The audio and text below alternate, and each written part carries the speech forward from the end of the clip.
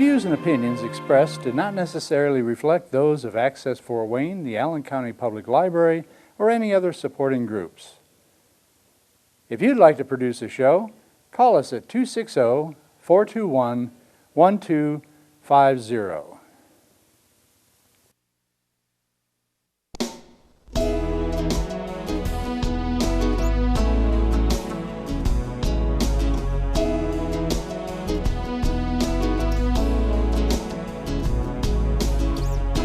Let me be your lighthouse so I can show you the way. Let me be your shining light, I'll keep you from drifting away. I'm the one that makes you try when... Well, hello, welcome to my show. This is Patty Hunter and Patty's Page.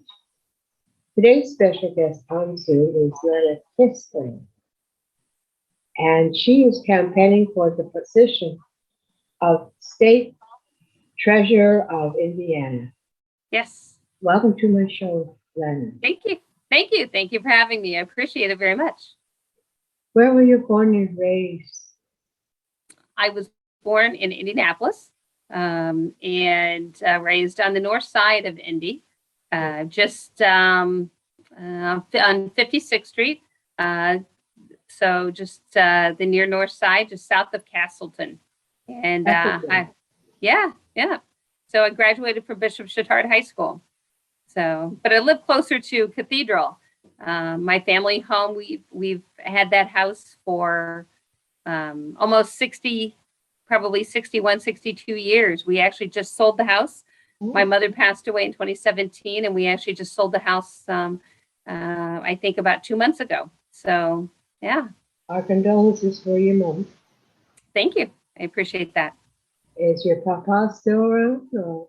Nope. My father passed away my dad passed away in 1994.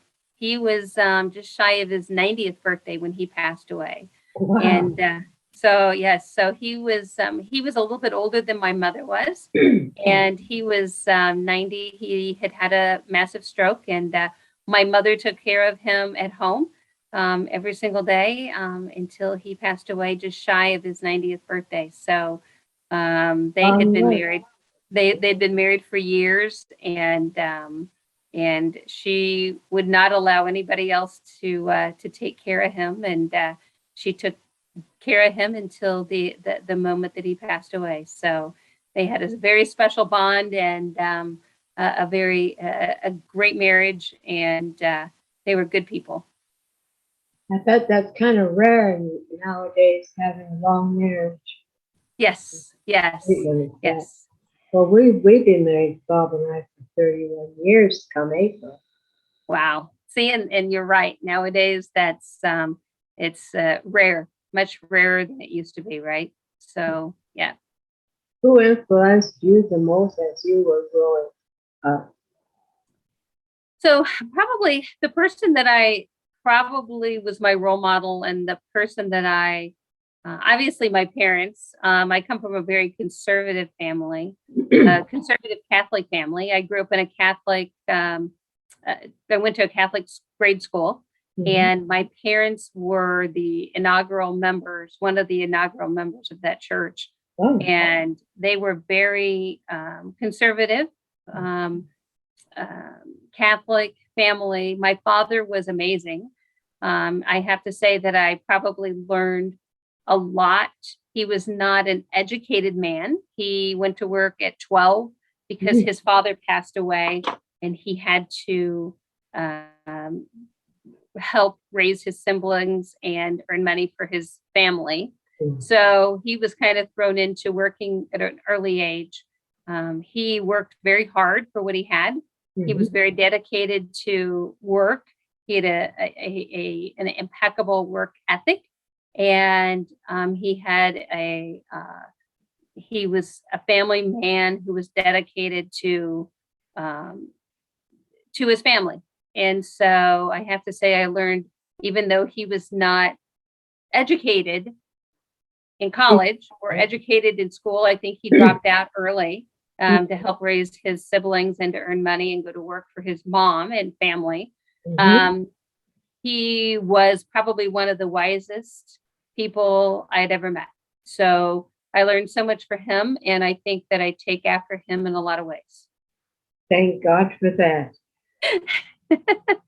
He's a good guy. He was a great guy. I miss him. I miss him a lot, as I do my mom too. But I was an only girl. I had all brothers. And so being the only girl, I was pretty close to my dad. So yes. Wild. Wild. Yes. What school did you go to?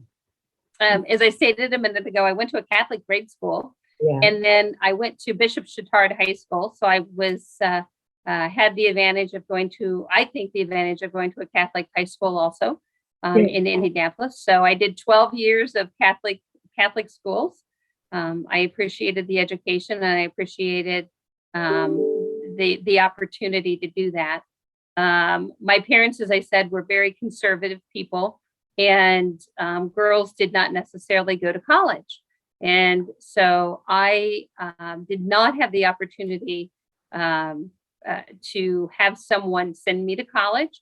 I actually put myself through college, and I started at IUPUI in Indianapolis. So Indiana Purdue University in Indianapolis.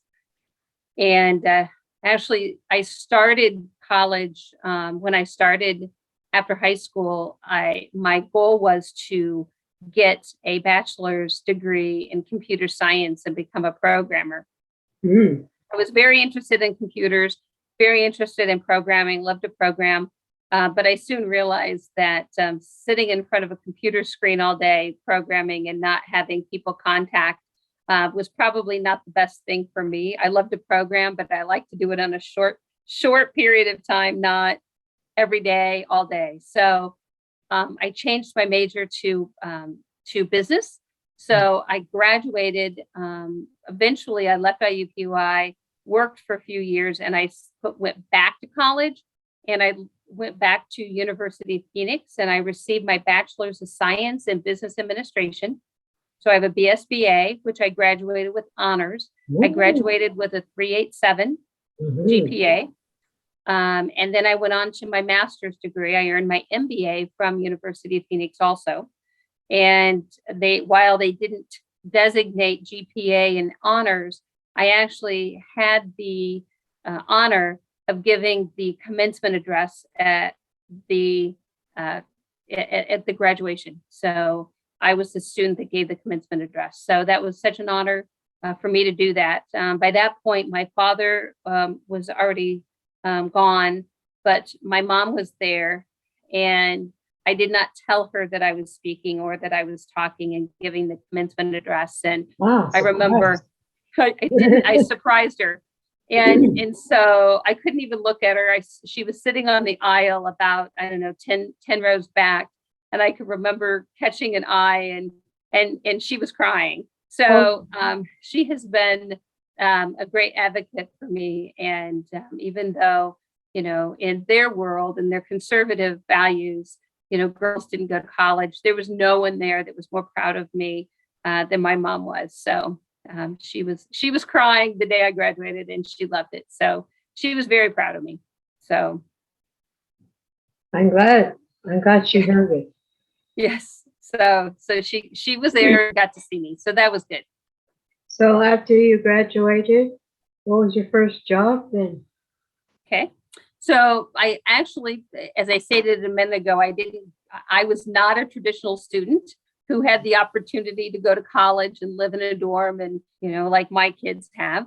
I worked myself through college. So I went to college at night and worked during the day. And so after high school, my very first job was at RCA, Consumer Electronics in Indianapolis. I was an administrative assistant. My very first job out of high school. So I did that for about 5 years. And then I moved on to a company in Indianapolis called Melvin Diamond and Associates, who do, they own shopping centers throughout the country. And at that position, I started off as an administrative assistant, but ended up in their IT department. As I stated before, I loved programming. I loved computers. I loved programs. And so I got into the IT field doing software testing, software training, that type of thing. So I worked for Melvin Simon Associates for 5 years. Mhm. And then I went to a CPA firm, and I was a consultant for a CPA firm for roughly 5 years before I moved to Fort Wayne, which is where I reside today. So I moved to Fort Wayne. I invested in a business in Fort Wayne in 1988. It was a franchise, an art gallery frame shop, which is completely different than what I had done prior. But I wanted to invest in a business, and I wanted to learn and to grow as a person. And so I loved this franchise.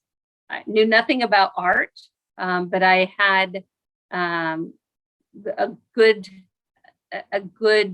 eye for the business side of things, which I think I learned from my father. We talked about that earlier. And so I did that. I invested in this business in Fort Wayne.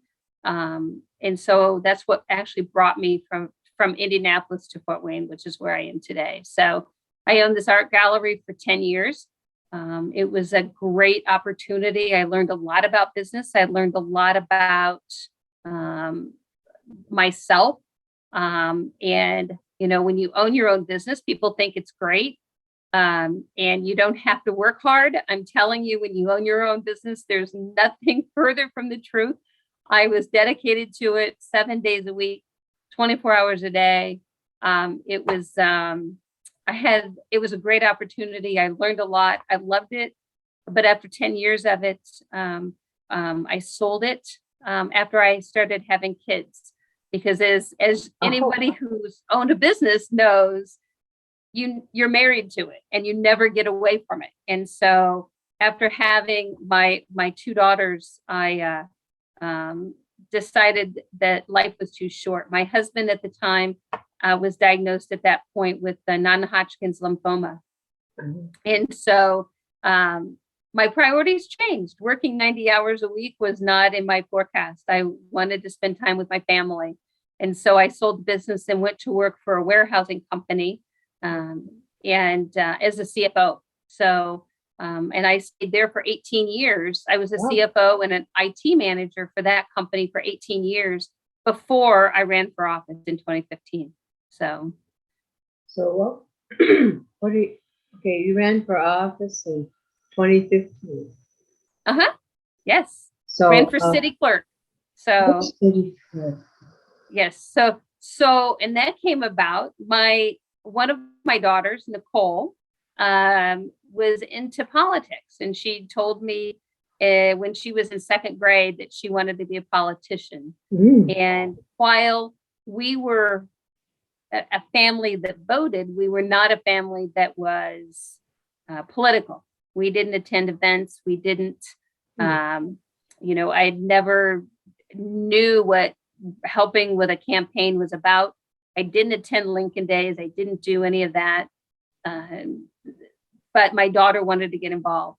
And she told me that's what she was passionate. When other kids were watching cartoons, she was watching world news.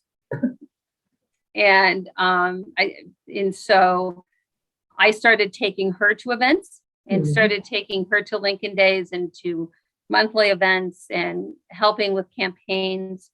And that's how I started getting involved. And so, a lot of times we influence our kids. We know we influence our kids, but our kids actually influence us. Yes. And she influenced me in a way that I had no idea would ever happen. It wasn't in my wildest dreams. I never would have thought that I would ever run for office. I never would have thought that it would be in my cards, but it was.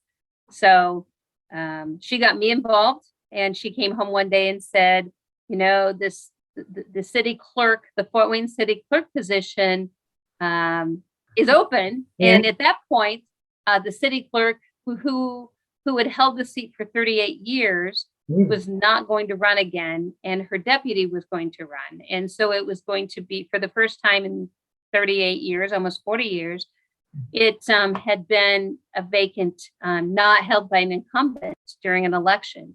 And so I decided that it was time for a change, and it was time to challenge myself.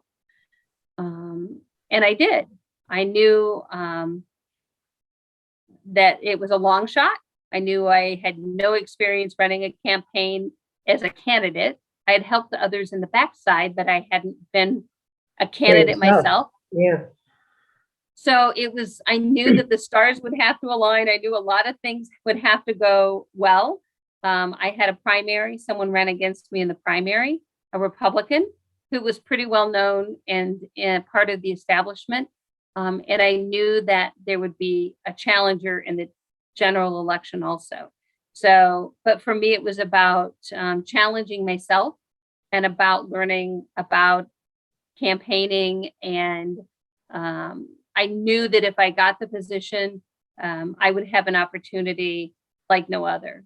And so in the general, in the primary, I won, I think about 64% of the votes, which is great. Went on to the general election. I won just under 65% of the vote in the general election that year. So I was the top vote getter of the entire ticket. I got more votes than the mayor that was elected that year. So it's true. And I'm very proud of the record. I became the first female Republican ever to hold the seat as city clerk. Yeah. So first female Republican to hold the seat and the first Republican to hold the seat since 1971. So in 2015, when I won in the general election, it had been since 1971 that a Republican had held the seat. So now you're running for state treasurer of Indiana. Wow. Yes. So after 2 terms, I have been in this position for 2 terms. I reran in 2019 and won again. And very proud of what we've done as city clerk. If those that have the opportunity to interact with the city clerk position or the city clerk office, I do parking enforcement. So any of the parking meters downtown, the new parking meters that we put in 2018, I helped that happen. We did not use a taxpayer dollar to do it. And so I'm very proud of what we've accomplished. If you have the opportunity to watch city council, I sit at the city council seat. We do the agenda. We keep, as the city clerk, my office is the office that keeps all of the legal documents for the city. So the original charter for Fort Wayne and all of the legal ordinances that go through the city are held in my office. All the legal contracts that are signed for the city are held here. And we have turned the office around. We have made it a very efficient, effective office, and I'm very proud of the work that we have done as city clerk in Fort Wayne. So yes, as you mentioned, I am running for state treasurer. What were the duties? I'm sorry? What were the duties for a state treasurer? For the state treasurer? Oh my gosh. So if you go to the state treasurer website and look to see what the state treasurer does, you'd be amazed. The state treasurer sits on about 19 boards and commissions. They oversee the bond bank, which allows municipalities to pool bonds for better rates.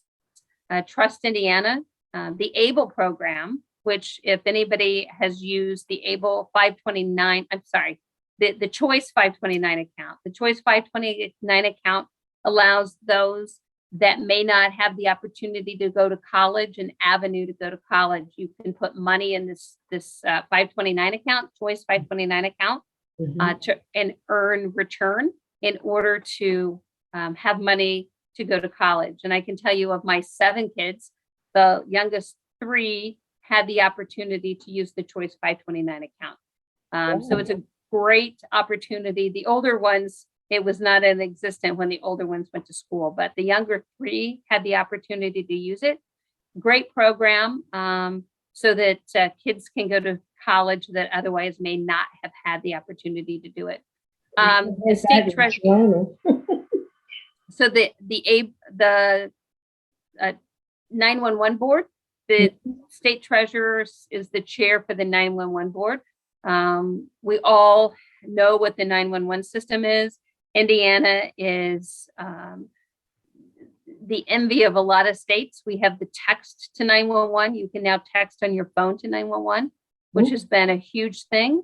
The state treasurer also oversees the PERF retirement plan, which is the professional employee, the federal employment system, and also the police pensions. So with my background of CFO for a warehousing company, I was a custodian of the retirement plan. So my experience of over 18 years of being a custodian of retirement plans will help as the state treasurer with an understanding of what that means and what you do and the responsibility of being the custodian of all of that money. So the chief investment officer, which is what the state treasurer is, the chief investment officer oversees over $9 billion of assets.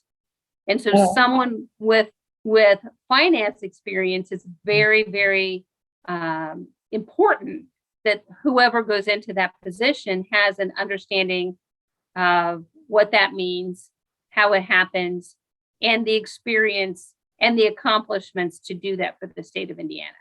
So since you're pro-life, what pro-life organizations have you worked? Right to Life, obviously, living in Allen County, I have been endorsed both of my campaigns by Right to Life, which is now Northeast Indiana Right to Life, right? So one of the things I've been able to do, kind of tying off of the Right to Life folks, is the baby box, the safe haven baby boxes. So, yes. They got their 100 baby box installed today. Yes. Well, I was hoping that the Fort Wayne one would be the 100th one, but dedicated. We have one now in Fort Wayne at the new hospital downtown that was just built. Very excited about that. Knowing that the people who originated that program, right, the Kelseys live in Allen County, you would think that Fort Wayne would easily have one, but we have not until now. And so I was instrumental in helping get that done.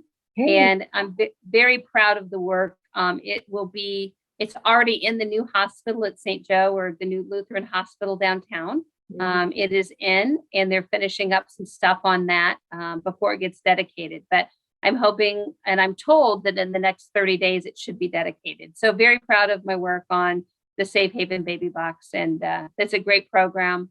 And, one baby saved is worth all 100 of those boxes out there. And I know they've saved a lot more than one. So I think we'll eventually get a second one. I can't disclose where, but I believe that there'll be a second one in Fort Wayne also. So very proud of that. I have a question. When you get elected as state treasurer, what month is that? So the election, it's not a primary, it's a state convention election. So in June, all of the delegates, each county in Indiana has delegates. Allen County, for example, has 102 delegates. Overall in the state, there are 1,804 delegates, and they will all convene in Indianapolis, and they will vote on the next Secretary of State, the next state auditor, and the next state treasurer. And there are 4 people running for state treasurer. So in my race, there are 4 people. And there are 4 people in the Secretary of State race also. So 4 in each of those.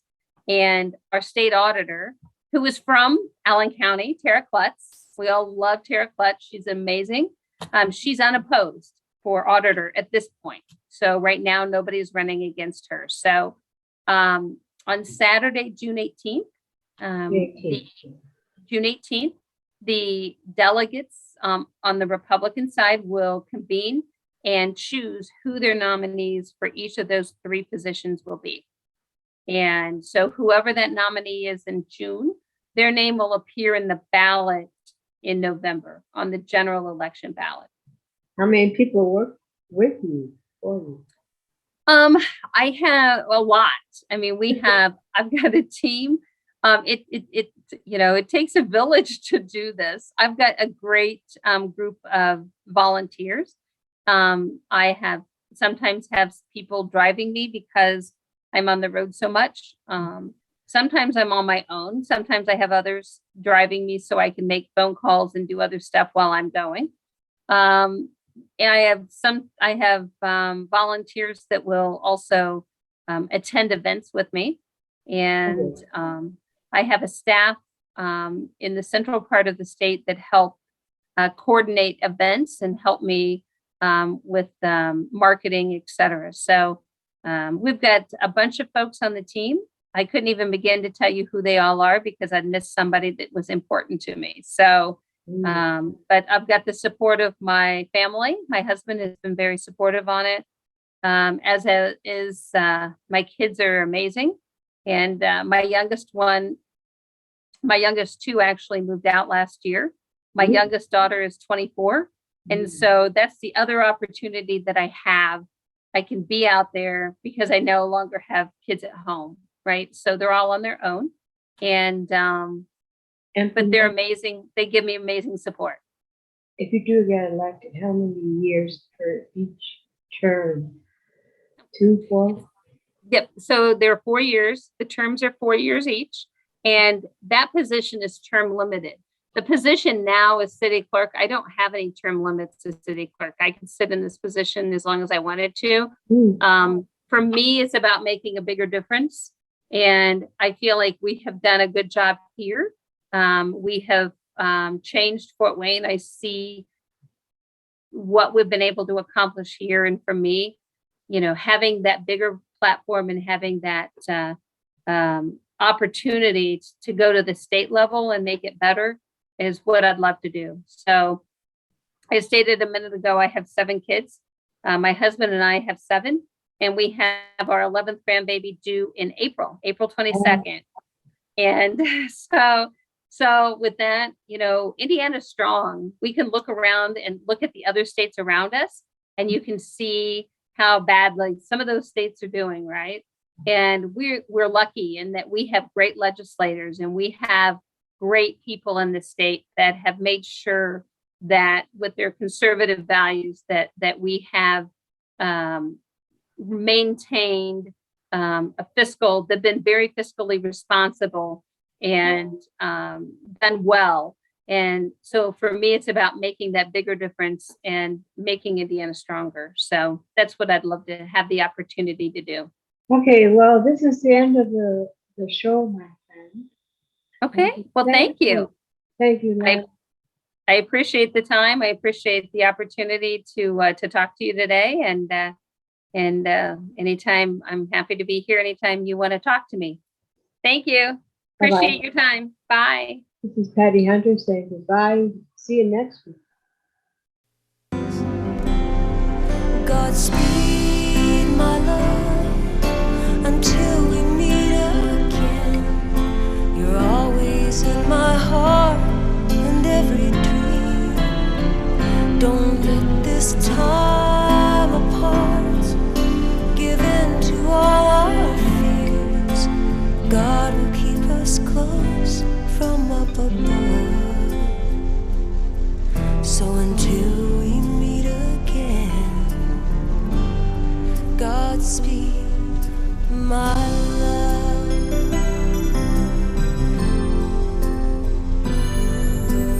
God is with us always, and for the rest of all our lives.